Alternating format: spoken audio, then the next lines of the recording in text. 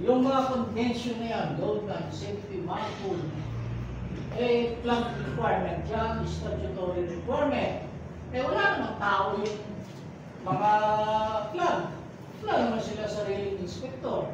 Kaya na-recognize nila yung classification society to act in their behalf.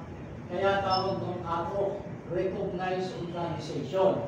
Sila ang nag-i-issue ng statutory certificate in behalf of the flag. Pero ang typical class, high machinery, electrical, yun lamang po ang typical class.